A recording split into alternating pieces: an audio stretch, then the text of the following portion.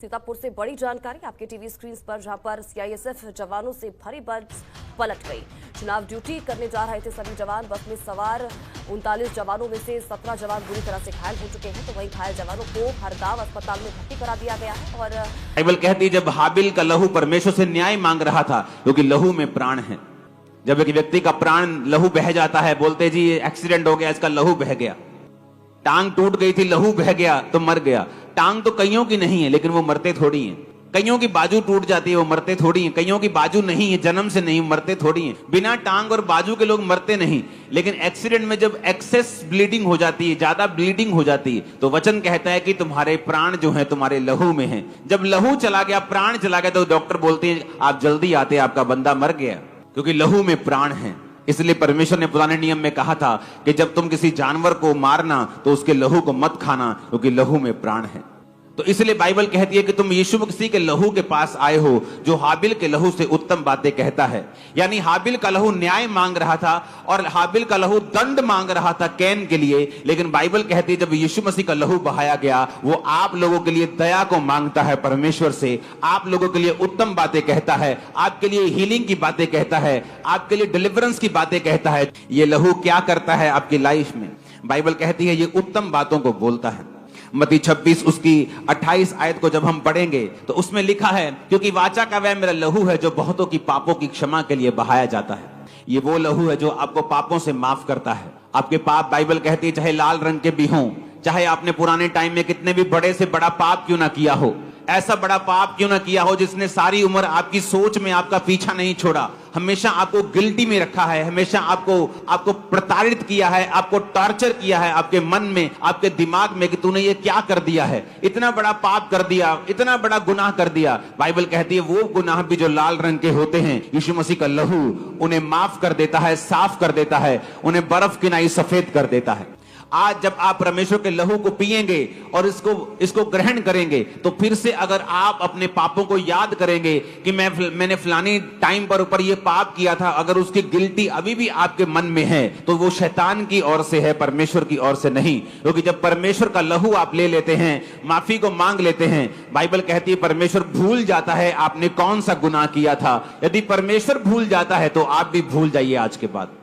अगर आप उसे याद करेंगे तो वो शैतानी है। शैतान आपको याद करवाकर आपको गिल्टी में रखता है। जो व्यक्ति इस तरह की हीन भावना में जीते हैं, शैतान उनके ऊपर कब्जा कर सकता है, उनकी जिंदगी में अटैक कर सकता है। लेकिन जो इस कॉन्शियसनेस में जीते हैं कि मैं जितना मर्जी बड़ा पापी था, परमेश्वर ने मुझे माफ कर दिया है, अपने लहू से मुझे साफ कर दिया है, आज मैं परमेश्वर में हूं, मैं उसका बेटा बन चुका हूं, मेरे पाप माफ हो चुके हैं, मैं नया हो चुका हूं, शैतान से मेरा रास्ता, मेरा पाला सब टूट चुका है, अब मैं परमेश्वर की संतान हूं। बाइबल कहती है परमेश्वर का लहू हमें माफ करता है। जब हम रोमियो 5 उसकी 9 आयत को पढ़ते हैं तो उसमें लिखा है जब हम उसके लहू के कारण धर्मी ठहरे, तो उसके द्वारा परमेश्वर के क्रोध से क्यों नहीं बचेंगे। बाइबल कहती है आप इसलिए धर्मी नहीं ठहरे क्योंकि आप लोगों ने अच्छे कर्म किए हैं, आप लोगों ने चैरिटी की है, आपने एक एनजीओ खोली है जहां आप लोगों का इलाज करते हैं, इस वजह से आप धर्मी नहीं ठहर सकते। हाँ, वो अच्छा काम है, उसका न्याय जरूर होगा, लेकिन बाइबल कहती है प्रभु यीशु मसीह के लहू के कारण ही तुम धर्मी ठहर सकते हो और क्रोध से बच सकते हो। और यीशु मसीह कहता है कि परमेश्वर के क्रोध से बचने का एक ही तरीका है कि अपने आप को लहू के नीचे सरेंडर कर देना। तो बाइबल कहती है जो लहू पर विश्वास करेंगे वो परमेश्वर के क्रोध से भी बच जाएंगे और वो धर्मी भी ठहराए जाएंगे। अगर आप धर्मी ठहराए जाएंगे तो परमेश्वर, बाइबल कहता है कि वो धर्मी की प्रार्थनाओं की ओर कान लगाता है, उसकी आंखें धर्मियों की ओर लगी रहती हैं, उनकी पलकें उन्हें नित जांचती हैं और उनके कान नित उनकी प्रार्थना की ओर लगे रहते हैं। निर्गमन 12 उसकी 3 से 13 को आप पढ़ेंगे तो इसमें हमें क्या मालूम होता है? इसमें हमें मालूम होता है कि जब परमेश्वर ने इजरायलियों को छुड़ाया तो उनको कहा कि एक मेमना कुर्बान करो, उस मेमने के लहू को लेकर अपने दरवाजों के ऊपर लगा दो। जब मौत का दूत आएगा और फिरौन और राजा के सारे पहलोठों को और बड़े बच्चों को मारना शुरू करेगा, और वचन कहता है कि जिस घर के बाहर लहू लगा था उस घर के बाहर से मौत चली गई और उस घर के अंदर उसने प्रवेश नहीं किया। वचन ये कहता है जब हम पढ़ते हैं कि परमेश्वर का लहू हमें सुरक्षित रखता है, वो सुरक्षित रखता है शैतान के अटैक से, वो सुरक्षित रखता है शैतान की सारी चालों से, मौत से। इसलिए बाइबल कहती है जब शैतान परमेश्वर के सामने आया और प्रभु ने कहा कहां से आया है, तो उसने कहा मैं धरती पर डोलते और डालते आया हूं। परमेश्वर ने कहा तूने अय्यूब को देखा है, धरती पर उसके समान खरा मनुष्य जो बुराई से डरता है, मेरा भय मानता है, धरती पर कोई नहीं है। शैतान ने कहा तूने उसके आसपास बाड़ा बांधा हुआ है, इसलिए मैं उसको छू नहीं सकता, अपना बाड़ा उस पर से हटा दे तो फिर मैं उसे बताता हूं, फिर मैं उसे छूता हूं, फिर देखता हूं कि वो तेरी महिमा करता है कि नहीं करता। बाइबल कहती जब खून का बाड़ा आपके आसपास होता है, शैतान आपकी जिंदगी में काम नहीं कर पाता, वो मौत का फरिश्ता आपकी जिंदगी में काम नहीं कर पाता। आज उस खून के बाड़े को लगाता हूं मैं आपकी लाइफ के ऊपर। इसलिए वचन कहता है कि जिन घरों के बाहर यीशु का लहू लगा हुआ, जिन जीवनों में यीशु मसीह का लहू लगा हुआ, वो कभी भी मरे नहीं, उन्होंने यहां भी जीवन पाया है और अनंत जीवन भी पाया है। बाइबल कहती है यशायाह 53 उसकी 5 आयत में जब हम पढ़ते हैं तो वहां पे लिखा है वो हमारे अपराधों के कारण घायल किया गया, हमारे अधर्म के कारण कुचला गया, हमारे ही शांति के लिए उस पर ताड़ना पड़ी और उसके कोड़े खाने से हम लोग चंगे हो जाएं। कोड़ों से जो ब्लड निकला उससे हम हील होते हैं। इब्रानी 10 उसकी 10 आयत में उसमें लिखा है उसी इच्छा से हम मसीह की देह में एक ही बार बलिदान चढ़ाए के द्वारा पवित्र किए गए हैं। बाइबल कहती कोई पवित्रताई के बिना परमेश्वर को देख नहीं सकता। कौन करता है हमें पवित्र? क्या हमारे अच्छे कर्म हमें पवित्र करते हैं? नहीं, परमेश्वर के सामने तो वो फटे हुए कपड़े हैं जो हमारे अच्छे कर्म हैं। मैं लोगों का इलाज करवाता हूं जी, मैं लोगों के लिए अच्छी बातें बोलता हूं जी, मैं लोगों के काम करा देता हूं जी, मैं लोगों को पुलिस के पास जाके बचा देता हूं जी, ये सब अच्छे कर्म हैं, अच्छे कर्म है, करने चाहिए। लेकिन बाइबल कहती है इब्रानियां 10 उसकी 10 आयत में कि हम अगर पवित्र किए गए हैं तो यीशु मसीह के लहू के द्वारा हम पवित्र किए गए हैं। इस धरती पर बाइबल कहती कोई पवित्रताई के बिना यीशु मसीह को देख नहीं सकता। अगर आपको परमेश्वर को देखना है तो आपको यीशु मसीह के लहू के द्वारा आपको पवित्र होना पड़ेगा। अपने धर्म के अच्छे कामों से आप परमेश्वर को देख नहीं सकते। आप एक अच्छे इंसान बन सकते हैं लेकिन धर्मी इंसान नहीं बन सकते, क्योंकि वचन कहता है कि यीशु मसीह का लहू ही है जो आपको धर्मी बनाता है। इफिसियां 1 उसकी 7 और 8 आयत को हम पढ़ेंगे। हमको उसने उसके लहू के द्वारा छुटकारा अर्थात अपराधों की क्षमा और उसके अनुग्रह के धन के अनुसार हमें मिला है। लहू के द्वारा क्या मिला है? छुटकारा। किससे? शैतान से। अगर आप यीशु मसीह के लहू को रोज अंगीकार करें, यीशु के लहू को रोज पुकारें अपनी प्रार्थना में, यीशु मसीह के लहू को शैतान के खिलाफ घोषणा करें, जादू के खिलाफ घोषणा करें, टोने के खिलाफ घोषणा करें कि मैं अपने जादू टोने की आत्मा के खिलाफ यीशु के लहू की घोषणा करती हूं, यीशु मसीह के लहू की मैं घोषणा करता हूं शैतान के खिलाफ, तो बाइबल कहती है यीशु मसीह के लहू में छुटकारा है, क्योंकि वो आपको अपराधों से क्षमा करता है और उसके लहू में छुटकारा भी है जो आपको शैतान से और उसके किंगडम से आपको छुटकारा देता है। इन वचनों को अगर आप पढ़ेंगे तो आपको मालूम होगा कि परमेश्वर ने आपके सारे इंतजामों को किया है कि यीशु मसीह का लहू हमारे लिए क्या करता है। वो हमें धर्मी बनाता है, हमें पवित्र बनाता है, हमें माफ करता है, परमेश्वर के साथ मिलाता है। ये एक वाचा का लहू है, परमेश्वर हमारे साथ वाचा बांधता है, मेरे लिए दया को मांगता है। परमेश्वर का लहू, हाबिल का लहू अपने लिए न्याय मांग रहा था, लेकिन जीसस क्राइस्ट का लहू जब बहा वो मेरे लिए दया को मांग रहा है कि इन लोगों के ऊपर दया कर, क्योंकि मैं इनके लिए बहा हूं। यीशु का लहू कहता है कि मैं बहा हूं, इन लोगों के ऊपर दया कर, तो वो हमेशा हमारे लिए दया को मांग रहा है। अब हम बात करेंगे जीसस क्राइस्ट का लहू कहां कहां से बहा और उसका रीजन क्या था। जीसस क्राइस्ट का जो लहू था वो किस किस जगह से परमेश्वर से बहा और उसका रीजन क्या था। पहला ब्लड जो परमेश्वर के बॉडी से निकला वो था गतसमनी बाग में। लूका 22 उसकी 42 से 44 आयत, मती 26 उसकी 7 और 68, यूहन्ना 19 उसकी 34, यशायाह 50 उसकी 6, मती 26 की 28।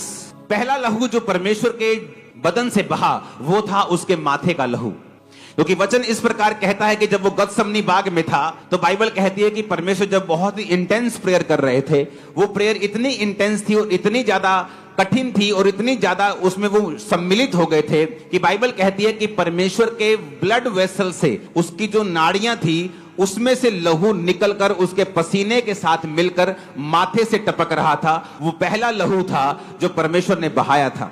माथे से जो लहू बहा उसका मतलब क्या है? उसका मतलब यह है कि इंसान जो था, आदम जो था, अपनी इच्छा को, अपनी विल को परमेश्वर के सामने समर्पित नहीं कर पाया, इसलिए उसने शैतान के सामने घुटने टेक दिए थे और उसकी पत्नी ने वो फल खाया जो वर्जित था और उसके बाद अपने पति को खाने के लिए भी बोला। और जब शैतान ने इंसान को गिरा दिया और उसने अपनी इच्छा को परमेश्वर के सामने नहीं बल्कि शैतान के सामने समर्पित कर दिया, इसलिए जब उस माथे से परमेश्वर का ब्लड निकला, तो वो इसलिए था कि जब इस ब्लड के ऊपर विश्वास किया जाएगा तो इंसान अपनी इच्छा को परमेश्वर को सौंप देगा और परमेश्वर के सामने समर्पित हो जाएगा और शैतान का उसके ऊपर से सारा अधिकार मिट जाएगा। दूसरा लहू जो परमेश्वर के बॉडी से निकला वो था कि जब परमेश्वर को थप्पड़ मारे जा रहे थे, जब परमेश्वर को लेके गए और उसके गाल नोचे जा रहे थे और उसकी दाढ़ी नोची जा रही थी, जब उसकी दाढ़ी को नोचा जा रहा था तो वो ह्यूमिलेट हो रहा था, वो बेइज्जत हो रहा था।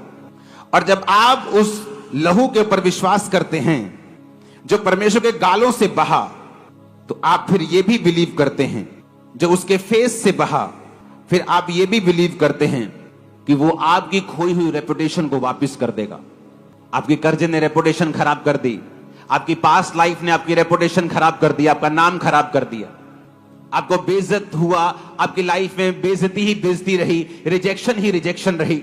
जब आप जीसस क्राइस्ट के उस सीन को याद करेंगे जो यशायाह 50:6 में लिखा है कि अपमानित होने और थूकने से उसने अपना मुंह नहीं छुपाया और गाल नोचने वालों को उसने अपने गाल दिए, ये आप लोगों के लिए था। जीसस क्राइस्ट चाहते तो एक मौत ले सकते थे, कोई आता कि यीशु मसीह के जोर से उसके पेट में तलवार को मारता और यीशु मसीह को मार देता, लेकिन यीशु मसीह का जो लहू बहा था उसका कारण था, वो माथे से बहा उसका कारण था, वो गालों से बहा उसका कारण था। बाइबल कहती जब उसकी दाढ़ी को नोचा जा रहा था तो वचन ये कहता है कि जब दाढ़ी की बात बाइबल में आती है तो प्रीस्टहुड की बात आती है, तो याजक की बात आती है, ग्लोरी की बात आती है, तो परमेश्वर इज्जत की बात आती है। इसलिए जब दाऊद ने अपने लोगों को भेजा था कि जाकर फलाने राजे से उसका हालचाल पूछ के आओ क्योंकि उसके घर में कोई दुर्घटना हो गई थी, तो लेकिन उसके लोगों ने चुगली की, कहता नहीं नहीं ये दुर्घटना लेने के लिए नहीं आए, ये तो भेद लेने के लिए आए हैं। तो लिखा उनकी आधी आधी दाढ़ी कटवाकर, उनके कपड़े आधे आधे कटाकर उनको आधा नंगा करके वापस भेज दिया था। दाढ़ी का कटना मतलब कि जब वो उसको आधा छीलते थे तो उसका मतलब बेइज्जती होता था, और जब बियर्ड का मतलब होता है ग्लोरी, कि आपकी लाइफ की ग्लोरी खत्म कर दी शैतान ने, रेपुटेशन खत्म कर दी, आपकी पास की लाइफ की गलतियों ने आपका नाम खराब किया हुआ है। लेकिन जिस ये कमी है, ये इसमें दे मुझे, मेरा मन नहीं लगता है, तो परमेश्वर क्या बोलता है, आओ हम आपस में वाद विवाद करें, उससे विवाद तो करें अपन कि प्रभु मैं इतनी प्रार्थना कर रहा हूँ लेकिन यह आदत मेरी सुधर नहीं रही, या ये मेरी बात नहीं सुधर रही, या मेरे को नहीं हो रहा, तो परमेश्वर से बोलकर तू उस पर दया कर। तो परमेश्वर दया करता है, इसलिए उसकी सारी नजरें हम पर रहती है। आज हम वचन में जाएंगे, पेंसिल पे हम करेंगे विचारों पे, वचन प्रार्थना करेंगे, विचारों पे समझेंगे। तो अपन निकाले पहला राजा 18 अध्याय और 21 में। और एलिय्याह सब लोगों के पास आकर कहने लगा, तुम कब तक दो विचारों में लटके रहोगे? यदि यहोवा परमेश्वर हो तो उसके पीछे हो लो, और यदि बाल हो तो उसके पीछे हो लो। लोगों ने उसको उत्तर में एक भी बात न कही। अब आप इसमें बड़े संत हैं। और एलिय्याह सब लोगों के पास आकर कहने लगा, तुम कब तक दो विचारों में लटके रहोगे? बने रहोगे नहीं, लटके रहोगे। ये एलिय्याह है जो परमेश्वर के करीब रहता है, ये वो एलिय्याह है जिसने बड़े बड़े आश्चर्य काम किए। ये एलिय्याह है जो परमेश्वर के ज्ञानों को, परमेश्वर के गूढ़ रहस्यों को इसने पा लिया। ये एलिय्याह वो है जिसको साक्षात परमेश्वर ने उठा लिया। ये बोलता तुम कब तक लटके रहोगे? अगर मान लो यहाँ लटक गए तो किधर के रहोगे आप? तो बोले दो विचारों में कब तक तुम लटके रहोगे? यदि यहोवा परमेश्वर के हो तो मेरे पीछे हो लो, यदि बाल के हो तो उसके पीछे हो लो। लोगों ने उसके उत्तर में एक भी बात नहीं कही। इसलिए वो लोगों ने बात नहीं कही क्योंकि वो अगर एक विचार के होते तो वो कह देते। लेकिन जय वाणी एलिय्याह ने उनको बोला कि तुम कब तक लटके रहोगे? परमेश्वर के बोलो। तो दो विचार में खो गए, दो विचारों में खो गए, इसलिए उत्तर नहीं दे पाए। वो बड़ी उससे बोल नहीं पाया कि हम बाहर के पुजारी हैं, लेकिन दो विचारों में अटक गए। और दो विचारों में अटकने के बाद में मनुष्य के पास जवाब नहीं होता। हमारे दो प्रकार की प्रार्थना होती है, दो प्रकार के विचारों में जब हम लटके रहते हैं। और लटके रहने का अर्थ यह है कि हम कुछ भी हासिल नहीं कर पाते। जब हमारे दो विचार होते हैं, हम लटके रहते हैं, तो हम कुछ भी हासिल नहीं होता। जैसे नल के नीचे उल्टी बाल्टी रखी लेना, अगर नल के नीचे उल्टी बाल्टी रखोगे, नल चलेगा तो क्या उसमें पानी आएगा? नहीं आएगा। तो दो विचार में लटके रहोगे तो ऐसा ही होगा। अविश्वास, दो प्रकार के विचार अविश्वास दर्शाते, और हमारे दो प्रकार के विचार परमेश्वर के संबंध का रिश्ता नहीं जोड़ने देते। हमारे दो विचार परमेश्वर से संबंध का रिश्ता कभी नहीं जोड़ने देते। इसलिए नहीं जोड़ने देते कि हम दो विचार में लटके रहते हैं। वहाँ लटक गए, वहीं सोच रहे कि तो अब क्या होगा, इधर जाऊं उधर जाऊं, क्या करूं, फाइल पढ़ूं नहीं पढ़ूं, मैं क्या करूं, मेरे माता पिता तो जाते, मिल जाऊंगा तो क्या होगा। लेकिन परमेश्वर ने कहा है, जो पाए जो फिरेगा वही पाएगा, जो आएगा वही जाएगा। पत्नी बोले कि तुम जाते तो हो, लेकिन पत्नी नहीं बोले तो पति जाएगा। दो विचार के अंदर एक विचार बताओ कि एक नाव जाया करती है, नाव में दोनों दोस्त जाते हैं और नाव में पानी भर जाता है, नाव में छेद हो जाता है। वो दोस्त घबराता है, बोले क्या हो गया, बोले यार नाव में पानी में छेद हो गया, इसमें पानी आ रहा। बोले तो बेवकूफ है, एक छेद और कर दे, इधर से आएगा इधर से निकल जाएगा। ये दो नाव का खेल होता है। अब दो नाव में ऐसी मूर्खता आती है, दो विचारों में ऐसी मूर्खता बुद्धि आती है। जब हम परमेश्वर के विचार में शुद्ध रहेंगे तब प्रभु के निकट रहेंगे। दूसरा इतिहास 19 अध्याय उसका 7।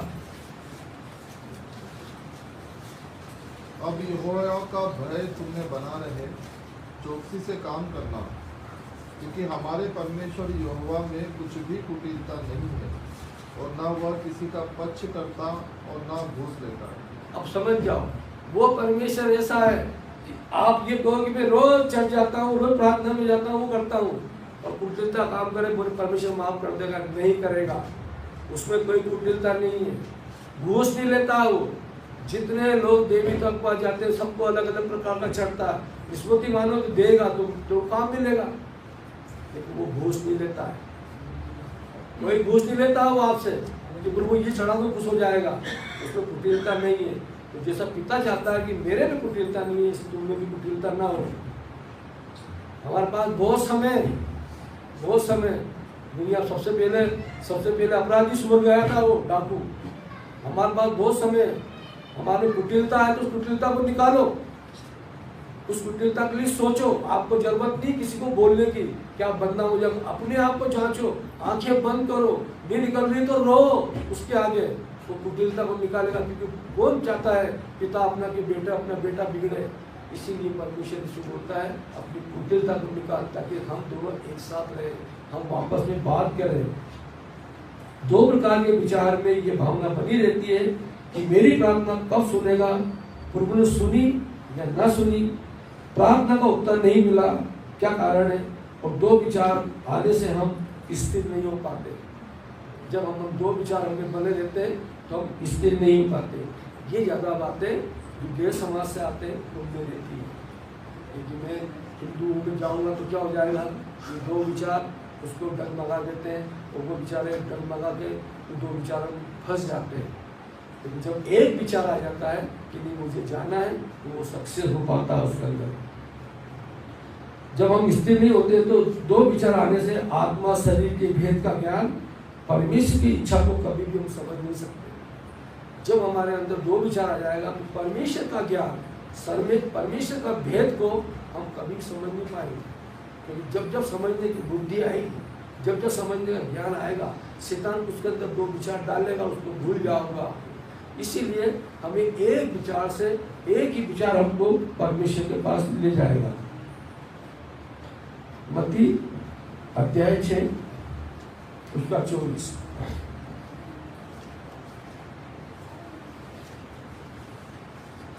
कोई मनुष्य दो स्वामी की सेवा नहीं कर सकता, क्योंकि वह एक से बैर और दूसरे से मेल रखेगा, एक से मिला रहेगा और दूसरे को तुच्छ जानेगा। क्योंकि दो स्वामी की सेवा, दो विचारों में आप किसी की सेवा नहीं कर सकते हो। और एक को जानेगा ये से चले जाऊं, इधर चले जाऊं। दो विचार के अंदर बहुत ज़्यादा दिक्कत आती है। दो विचार होने के कारण पति पत्नी में मतभेद बने रहते हैं। ये घरों के अंदर भी ये विचार काम करते हैं। जब दो विचार होते हैं तो पति पत्नी में भी मतभेद बने रहते हैं और दो विचार होने के कारण परिवार में, रिश्ते में कलह का कारण होता है। जो हमारे विचार नहीं मिलते तो कलह का कारण होता है। दो विचार होने में पिता पुत्र माँ बेटी के अंदर भी नहीं बनती है कि दो विचार उनके मिलते नहीं है। दोस्ती और बिजनेस और पार्टनर में भी ये दो विचार आने के बाद में फलता रहता है और ये जो कीड़ा है, ये दो विचार का कीड़ा फलता रहता है। इसलिए दो विचार को एक करने के लिए हमें परमेश्वर की सहायता की जरूरत होती है। ये परमेश्वर ने पूरे बाइबल के अंदर एक ही विचार रखा है, एक ही परमेश्वर, एक ही आत्मा को मुझे जानो, जो कुछ मानो मुझे मानो, एक ही विचार के अंदर वो होता है। पहला कुरिन्थी 12:11